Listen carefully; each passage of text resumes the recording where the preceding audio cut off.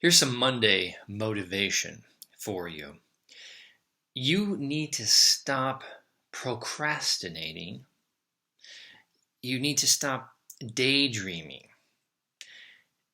Take motivation, take action. See, what we're doing right now is we are continuing this cycle of looking at our life and wanting the life of like almost idols, right? The celebrities.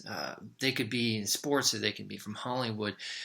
We as men have a lot of other guys that maybe we're following through social media, and we see their life, what they're doing, and we want the same thing. We want the same thing for ourselves personally. We want the same thing for our families.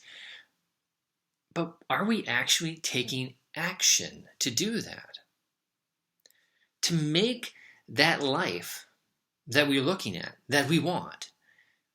See, you know this already, deep in your mind, maybe even deeper in your heart. You know this already. You need to take the first step. You need to become motivated to take action. You need to stop procrastinating.